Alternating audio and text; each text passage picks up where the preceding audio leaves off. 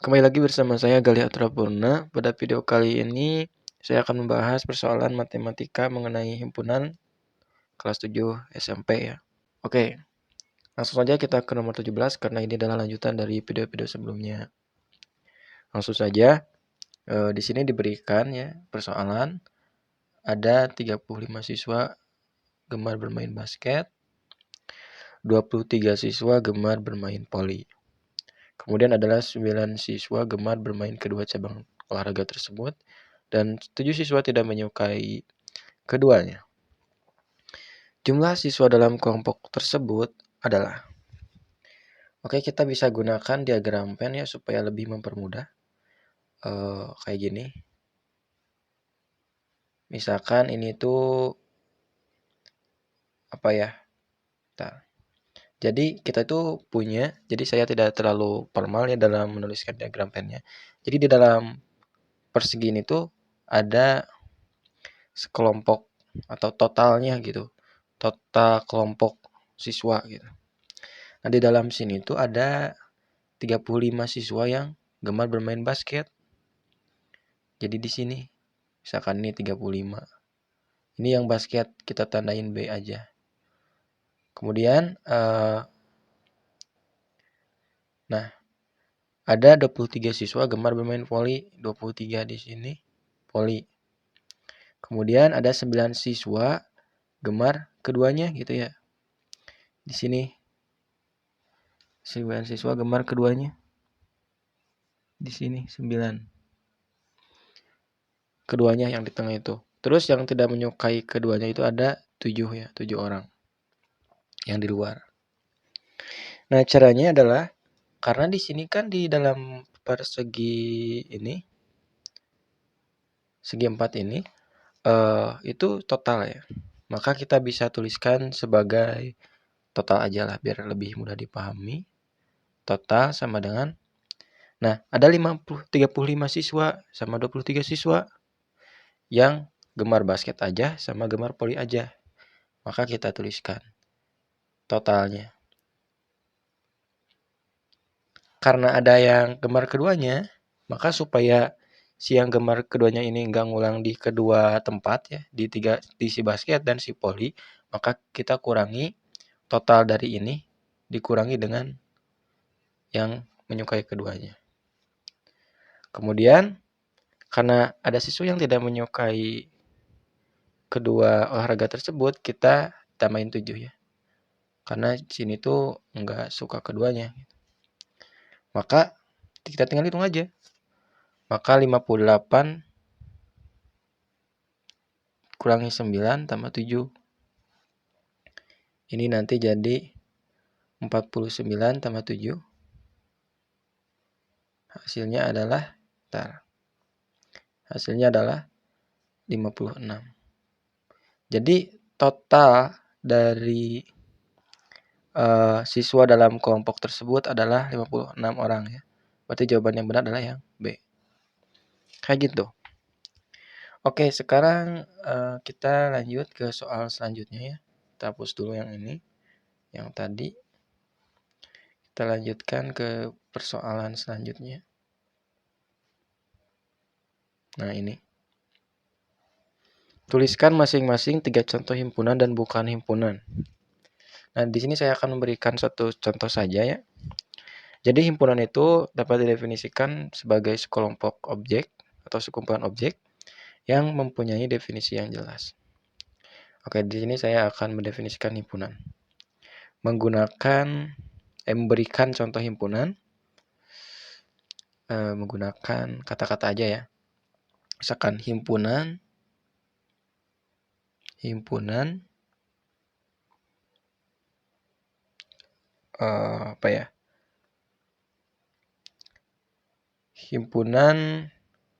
hewan yang melahirkan.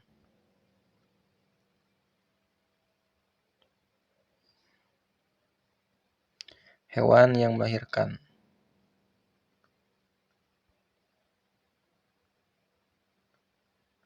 Nah, ini jelas ya. Jadi sekelompok hewan yang melahirkan banyak bisa dikelompokkan. Nah, sedangkan yang bukan himpunan itu contohnya himpunan hewan yang berbulu halus. Itu bukan himpunan. Mengapa? Karena berbulu halus. Halus itu relatif. Jadi hal-hal yang bersifat relatif biasanya bukan himpunan gitu ya. Oke. Untuk nomor 19, untuk nomor 18 tadi silakan kerjakan masing-masing 2 contoh ya dari yang himpunan dan bukan himpunan. Sekarang ke nomor 19. Tuliskan masing-masing 3 anggota dari himpunan berikut. 3 anggota. Tuliskan 3 anggota. Himpunan hewan berkaki 4. Jadi kita disuruh menuliskan anggotanya aja ya. Ini banyak ya. Katak. Jangan katak deh. Saya itu pengennya kucing. Kucing. Komodo misalnya. Apalagi? Kuda. Banyaknya. Kuda. Terus ada apa lagi? Sapi. Banyak ya itu bisa bisa disebutkan hewan-hewan yang lain di kolom komentar, silahkan. Kemudian ada yang B-nya, himpunan bilangan cacah ya. Bilangan cacah itu dari 0 dan seterusnya. Berarti bisa anggotanya itu ada nanti 0, terus ada 1, ada 2, dan seterusnya. Dari 0 bilangan cacah itu. Oke. Cuman ini nih harus ditegaskan bahwa kan bilangan cacah dari 0, 1, 2, 3, 4 dan seterusnya. Ini bukan berarti bahwa tanpa 0 itu bukan bilangan cacah ya. Kalau anggotanya, misalkan kita disuruh pilih anggota bilangan cacah 3 misalkan. Berarti bisa aja 1, 2, 3, nggak harus dari 0 aja gitu. Kita pilihnya. Bisa mungkin 4, 5, 6. Cuman karena kita sekaligus menjelaskan bilangan cacah yang dimulai dari 0, maka kita pilihnya 0, 1, 2. Gitu. Oke, lanjut. Hitunglah banyaknya anggota setiap himpunan berikut. Nah, banyaknya anggota itu dapat dinyatakan dengan kardinalitas ya, N. Misalkan himpunan P berarti NP ya. Kayak gini. Banyaknya hari-hari dalam seminggu ya. Hari-hari dalam seminggu ada berapa? Ada 7. Ini berarti 7. Bilangan prima kurang dari 10. Kurang dari 10 apa aja?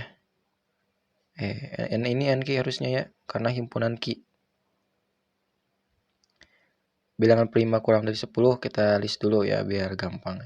2, 3, 5, 7. Berarti ada 4. Maka NQ-nya 4. Kemudian huruf pembentuk kata matematika. Matematika. Oke, kita tulis ulang lagi. Ini hapus dulu. Matematika. Gak boleh ngulang 2 kali ya.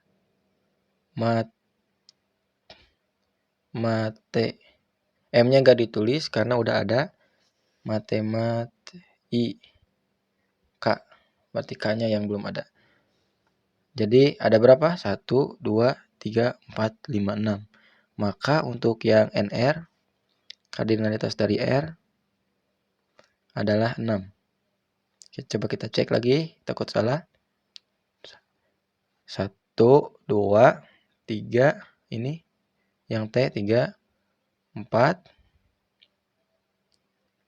5, 6 ya, benar 6. Oke, lanjut kita ke nomor 21. Nyatakan sebagai bagian bagian atau bukan bagian. Jadi ini tuh simbol elemen atau bisa dikatakan anggota ya. Gitu dari himpunan. Jadi kita disuruh untuk menyatakan apakah si yang ada di sini tuh merupakan elemen dari dari K.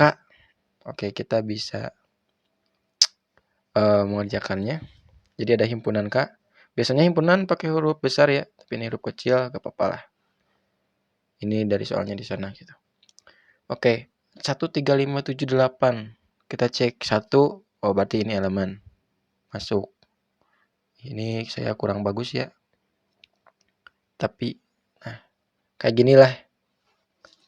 Ini soalnya susah ya nulisnya. 2, oh 2 gak ada berarti bukan elemen. Ini bukan. Kalau bukan itu pakai coret. 5, oh ini elemen, berarti benar. Ih, salah terus guys.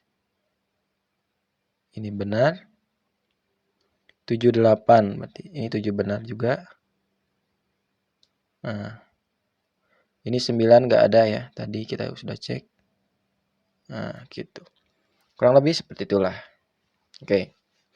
Lanjut ke soal nomor 22. Nyatakan himpunan berikut dalam bentuk kata-kata, notasi bentuk himpunan, dan mendaftar anggotanya. Oke, di sini saya akan mengerjakan satu aja ya yang A. Silakan untuk yang B-nya kerjakan di kolom komentar jawab atau apapun itu. Atau di buku masing-masing ya. Oke, A adalah himpunan bilangan genap kurang dari 12. Jadi dalam bentuk kata-kata, kata-kata itu berarti apa? Himpunan A ini udah dalam kata-kata. Jadi untuk kata-kata tidak perlu kita tulis ulang ya. Jadi himpunan A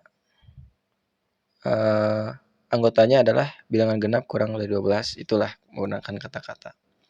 Terus menggunakan notasi pembentuk dan mendaftar anggotanya. Kalau mendaftar anggotanya kita gini. Himpunan A. Nah, ini pakai kurung kurawal ya.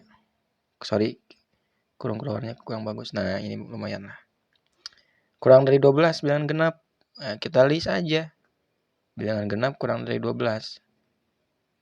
Nah, seperti sampai 10 kan. Kalau kurang dari itu si 12-nya nggak masuk. Tapi kalau kurang dari atau sama dengan, nah itu si 12-nya kita list. Terus untuk yang notasi pembentuk himpunan kayak gini.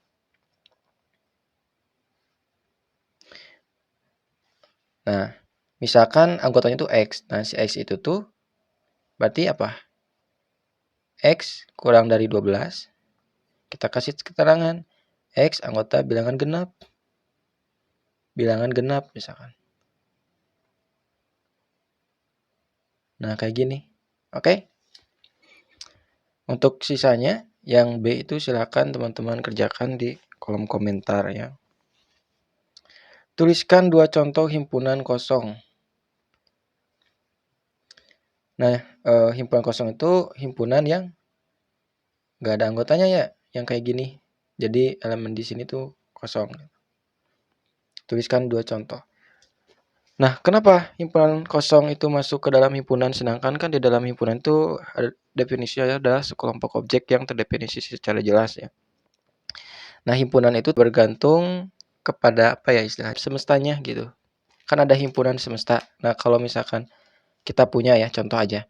Himpunan manusia yang pernah mendarat di permukaan matahari. Nah, yang tadi itu himpunan kosong. Himpunan manusia yang mendarat di permukaan matahari. Terus apalagi contoh lain? Himpunan manusia yang berjalan mengelilingi bumi. Maksud tuh mengelilingi tuh dia itu berjalan dari misalkan kita bumi itu kan bentuknya ya nggak bulat-bulat amat ya. Jadi misalkan kayak gini lah bumi. Dia tuh berjalan mengelilingi bumi terus muter. Seperti itulah. Berjalan kan kayak, apalagi kalau misalkan kita tambahin keterangan himpunan manusia yang berjalan mengelilingi bumi dalam waktu misalkan 1 hari. Nah, itu cukup ya nggak ada ya. Jadi kita nyatakan dengan himpunan kosong. Karena meskipun dia semestanya himpunannya terdefinisi secara jelas, tapi kan nggak ada gitu. Gitulah intinya mah. Tapi kalau misalkan teman-teman pengen mencari lagi contoh-contoh yang lain masih banyak. Oke, kita ke nomor 24. Tuliskan himpunan semesta dari himpunan di bawah ini. Nah, ini semestanya adalah himpunan bulan dalam 1 tahun ya. Himpunan bulan dalam 1 tahun. Dalam setahun ya. Oke, gitu aja. Terus untuk yang ini, yang B, 3, 6, 9, 12, 19, Ini mah himpunan bilangan kelipatan 3 ya. Jadi himpunan bilangan yang lebih dari atau sama dengan 3 yang merupakan kelipatan 3. Karena 0 itu kelipatan 3 bukan? Ini kelipatan 3 juga, tapi di sini nih, ini dimulainya dari 3, berarti kita kasih keterangan himpunan yang lebih dari atau sama dengan 3 yang merupakan kelipatan 3 gitu. Jadi itu himpunan semestanya. Nah, ini himpunan bagian ya. Jadi ini tuh simbol himpunan bagian. Atau kita bacanya subset. Sub itu bagian ya. Bagian yang lebih kecil daripada suatu, misalkan kalau dalam buku itu ada bab, ada subbab. Nah, kayak gitulah. Subset, set itu himpunan, jadi himpunan bagian. Oke, kita langsung aja. Himpunan A apakah himpunan bagian dari C? Kita cek. Ini enggak ya, karena semua anggota yang ada di A tidak ada di C. Ini berarti bukan ya. Coret. Kemudian B, himpunan bagian dari A. Apakah benar? Oke, kita cek 13579. Ini ada nggak 13579 di A? Wah, ada semuanya. Berarti ini himpunan bagian. Ini sorry, jangan ditiru ya. Jadi harus rapi dalam penulisan. Selanjutnya kita kena yang C ya. 357. Cek, oh ada di A berarti. Ini juga himpunan bagian. Oke, lanjut kita ke nomor 26. Jika diketahui himpunan Pi, anggotanya itu A, I, U, E, O, maka tuliskan semua himpunan yang memiliki 2 anggota. Banyak himpunan bagian yang memiliki 3 anggota, 5 anggota, kemudian tentukan banyak himpunan bagian dari Pi. Oke, kita yang D dulu ya. Dari, maaf ngecek ya, soalnya ini apa ya, dari yang mudah dulu. Kita misalkan punya himpunan ini. Nah, cara mencari banyaknya himpunan bagian yang dapat dibentuk dari himpunan Pi itu adalah dengan rumus 2 pangkat N. N itu adalah jumlah anggotanya, gitu, ada berapa. Kita hitung. A, I, U, E, O berarti ada berapa? 1, 2, 3, 4, 5. Berarti 2 pangkat 5. Sama dengan 32. Jadi, banyak himpunan bagian dari Pi adalah 32. Ini tuh 32. Nah, kemudian untuk menentukan yang 2 anggota, 3 anggota, dan 5 anggota, kita bisa gunakan segitiga Pascal maupun kombinasi ya. Kalau kombinasi itu berarti tadi apa? CN misalkan kita kasih ini R. R itu yang dipengen misalkan. Ini 2 anggota kan pengennya. Maka kita gunakan kombinasi.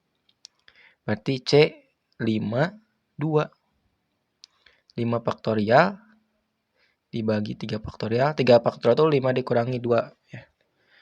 5 dikurangi 2 faktorial, terus ini 2 faktorial ya. Berarti 5 kali 4 kali 3.